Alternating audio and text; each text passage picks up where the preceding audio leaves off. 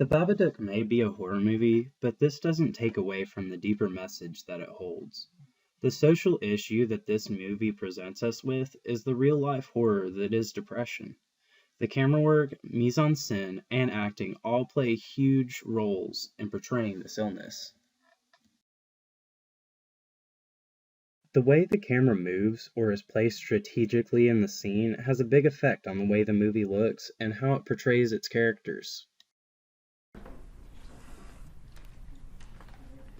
In this scene, you can tell by the camera angles that this group of 5 women value themselves higher than our main character just because of her illness. The camera takes an upward angle to look at the group and a downward angle to look at the main character. This causes the group of women to look more menacing and more important, because that's how our main character's disease makes her actually feel in her day-to-day life. How's Richard's motor going? Oh, good. I mean, his workload's just ballooned. The way the camera adds an effect to this scene is by the way that it follows our main character like a shadow. The camera work in this scene was made to give you the sense of how this mother feels in her day-to-day life. Like she's constantly being followed, and she can't ever shake this feeling. I think I need to go get like a shirt or something.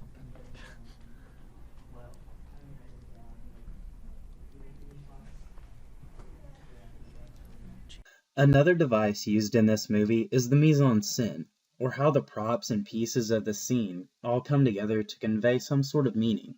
In this scene, the mise-en-scène is shown through the use of the Mr. Babadook book. Through the use of this book, they describe the Babadook and symptoms of depression. The way that the drawings in the book mirror the image of a demon was no mistake. Depression feels like a demon, weighing down on you constantly, watching over you, never leaving you at peace. And in the same way that depression gets more powerful over time, so does the Babadook. From analyzing this movie, I think it's the method acting that really holds the movie together. You can tell from this scene early on in the movie that this woman seems normal and happy on the surface, but underneath, she's hiding her illness from everybody else around her.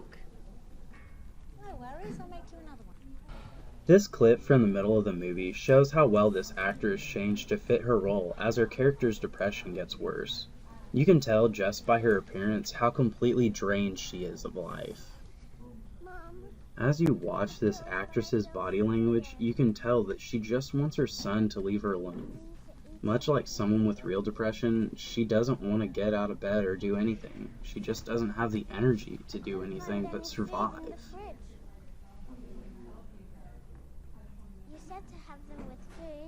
As her son continues to pester her, you can see another symptom of depression shown here.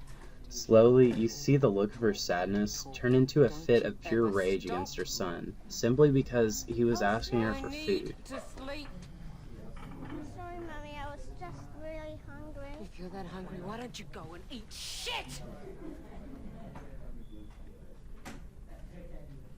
Towards the end of the movie, the character's depression grows even worse than it was at the beginning, and you can tell that she is slowly losing her sanity.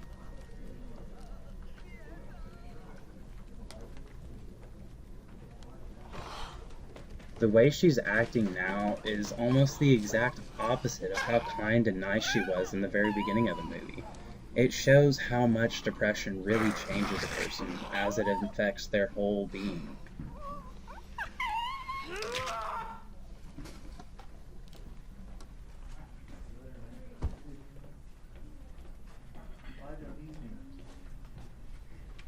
In one of the last scenes of this movie, everything seems to have gotten back to normal, like the happy times that came before the Babadook corrupted this woman's life. Well, any time after 3 is fine. I'll see you in a few hours then.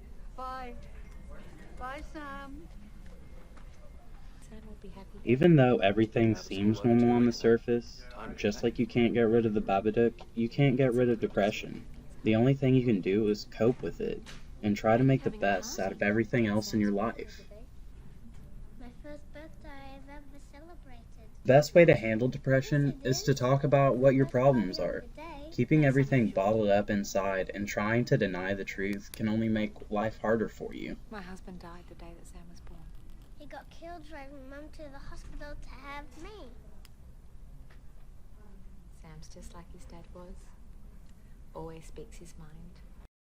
Camera work, the mise-en-scène, and the powerful acting all came together in this movie to portray the real-life horror that is depression.